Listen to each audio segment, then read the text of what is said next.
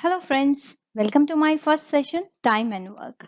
You must have heard the topic, you must have learned the topic, but still have some doubts. So, here I am to clear all your doubts with tips, tricks, and smart methods. So, let's begin.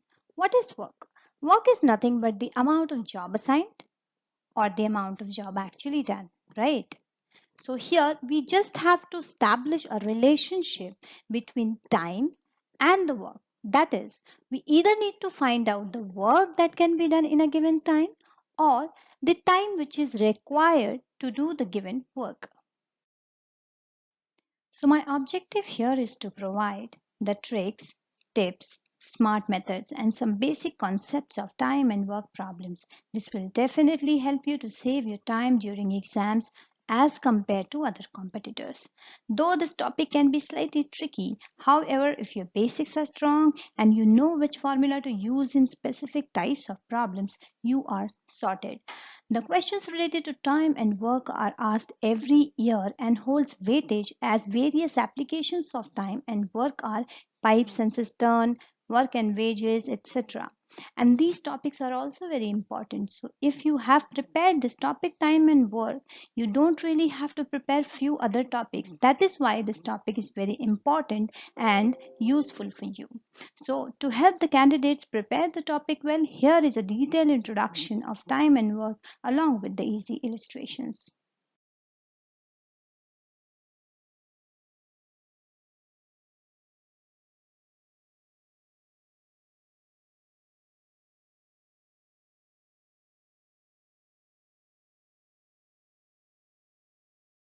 So before starting the session, I would like to discuss the schedule for all the sessions so that you will have an idea that how these sessions are going to be.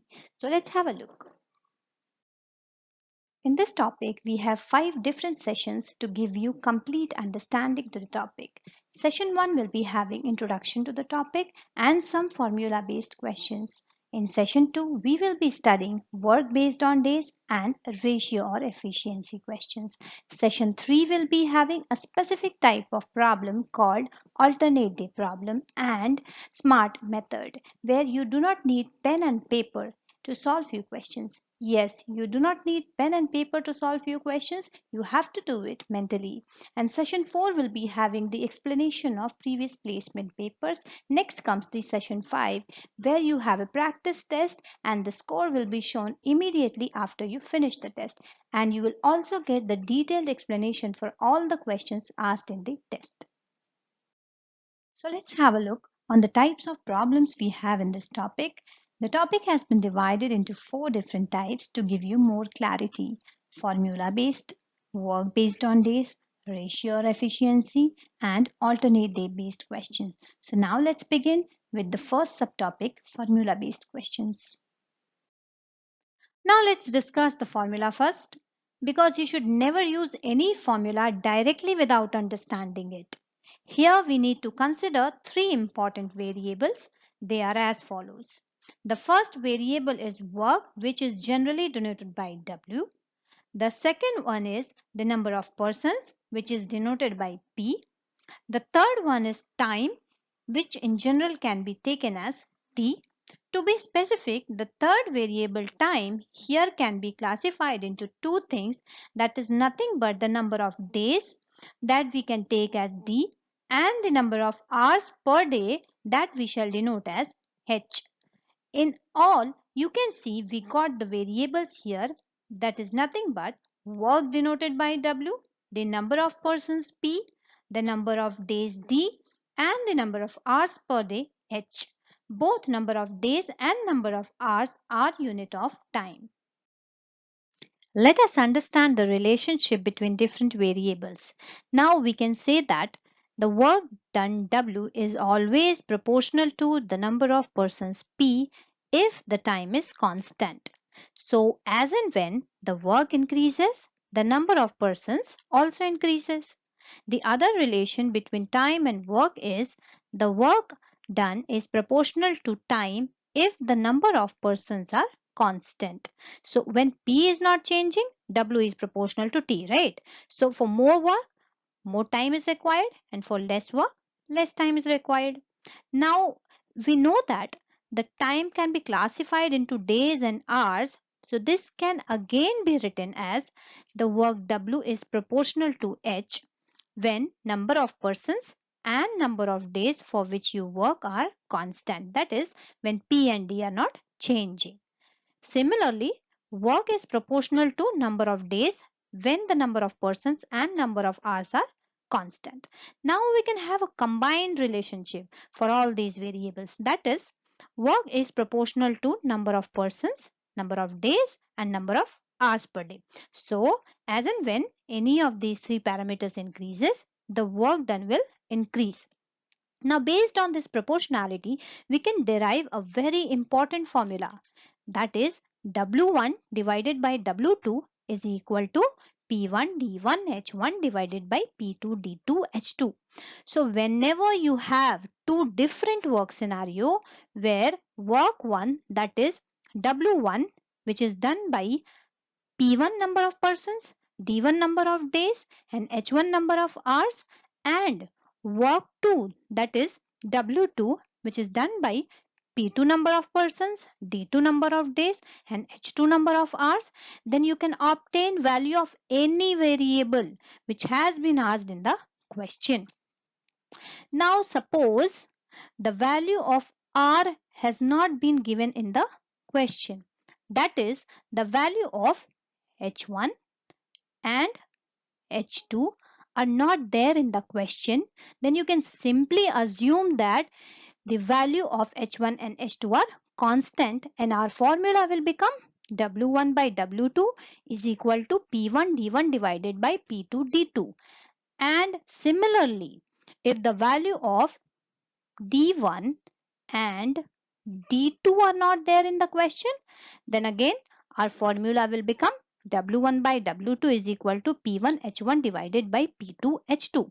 So based on the variables given in the question, this formula can be modified and the required answer can be obtained. Now let's discuss our question number 1 based on the formula we have learned. If 120 men can build a wall of 104 meters long in 84 days for 8 hours a day, in how many days can 70 men build a similar wall of 52 meters long working for 9 hours a day? As you can see that we have two different work scenarios in this question and we need to find out the number of days in second case. As we discussed, the work ratio, that is W1 and W2, should always be equal to the ratio of the product of persons, days and hours per day. Now you can see that the work here is nothing but building a wall. So we can say that the work in first case is 104 and the work in second case is 52. So the value of persons in first case is 120, value of D1 is 84, the number of hours per day is 8 and the amount of work done, that is W1, is 104. In the second case, the number of persons are 70, the number of hours is 9, the amount of work done is 52 and the number of days has to be calculated. So by substituting these values into the formula, we can get required answer. So let us find the answer now. By simplifying this equation, we can find the number of days required in the second case, which is 64. So our answer is 64 days. So we solved our first question. Isn't it easy? Now let's go to the second one. Now let us see another different question based on the same formula. 30 men can do a work in 25 days. In how many days 20 men can do the same work? This question can also be solved by a traditional method. So I will tell you both the methods and whichever is easy for you, you can use that one. But this formula method is very easy to use and straightforward to understand. In this type of question, where the amount of work has not been given, it should always be considered as one work. So W1 and W2 will be equal to 1. And number of hours has also not been mentioned in the question. So H1 and H2 can be neglected. So our formula for this question will be P1 D1 is equal to P2 D2, because W1 and W2 are equal to 1 and H is constant. Now P1 is equal to 30 and D1 is equal to 25 in case 1, and P2 is equal to 20 in second case, and D2 has to be calculated. By substituting these values into the formula, you can find out the required number of days in second case, which is equal to 37.5.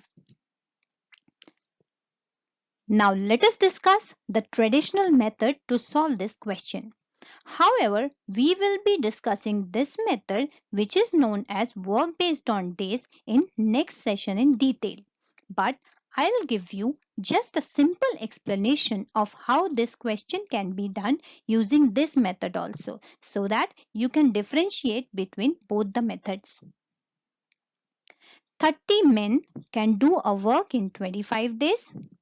So, if 30 men are doing one work in 25 days, their 1 day work will be equal to 1 divided by 25. Now, 30 men's 1 day work is 1 by 25. Then, 1 man's work will be 1 divided by 25 into 30. If you find out 1 man's work, you can find out 20 men's work. So, 20 men's 1 day work is equal to 20 divided by 25 into 30. If their 1 day work is 20 divided by 25 into 30, they will complete the work in 25 into 30 divided by 20 days. That is 37.5 days. So, our answer is 37.5 days. If you have any difficulty to understand this method, you don't have to worry. In next session, we will discuss this method in detail and all your doubts will be clarified. Thank you for watching session 1, and you must go for other sessions to understand the topic well. And if you have any query, you can write back to me on mathskagurukul.vns@gmail.com.